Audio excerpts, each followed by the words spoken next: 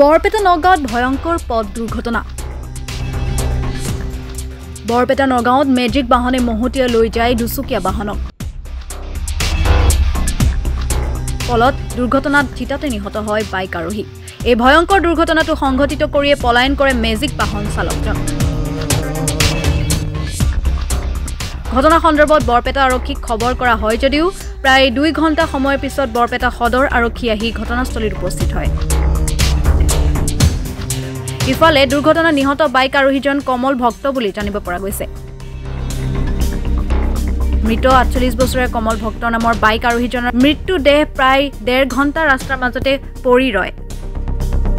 আৰক্ষী ঘটনাস্থলীত উপস্থিত হয় যদিও 1.5 ঘণ্টা সময় ধৰি ৰাস্তাৰ মাজতে পৰি থাকে বাইক আৰোহী কমল ভক্তৰ মৃতদেহ।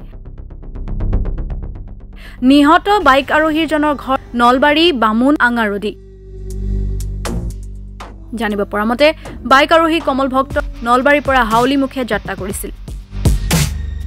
সেই সময়তে মেজিক বাহনে মহতিয়াই লৈ যায়।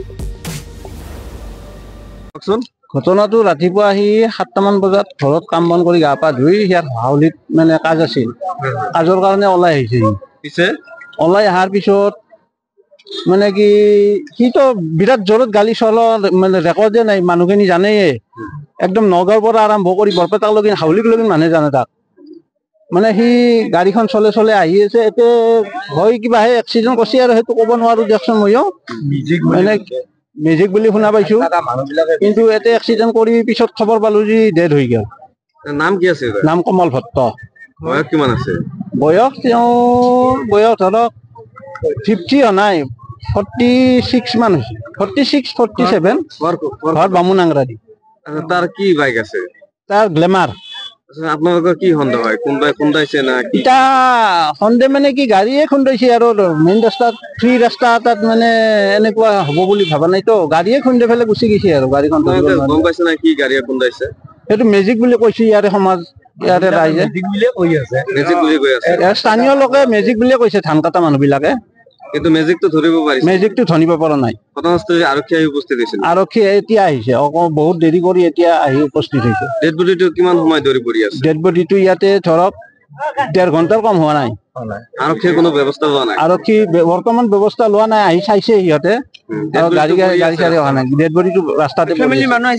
ফেমিলি মানুহ আহিছে, আমি আহিছো, মই খুৰাকৰ ল'ৰা হওঁ যে, মানে আমি ভায়েকো আহিছে, ভনীয়াক আহিছে।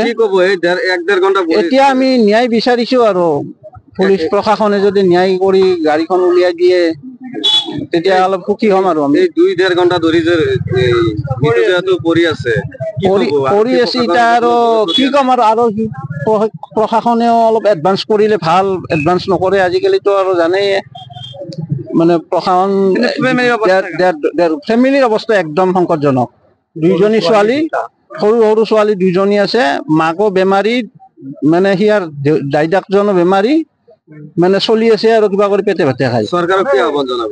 এতিয়া চৰকাৰে অলপ তদন্ত কৰি কিবা এটা অলপ ছোৱালী দুটাৰ মুখখন চাই যদি কিবা এটা কৰি দিয়ে, আৰু সেইটো কাৰণত অলপ চৰকাৰক আহ্বান জনাইছো আৰু সেইটোৱে। ঠিক আছে, নামটো কি ক'লে? কমল ভট্ট। ঘৰ বামুণ আংৰাদি, দমমাৰী জিলা নেকি? District Nalbari district. Nalbari district, আমাৰ থানা মুকালমুৱা। ঠিক আছে।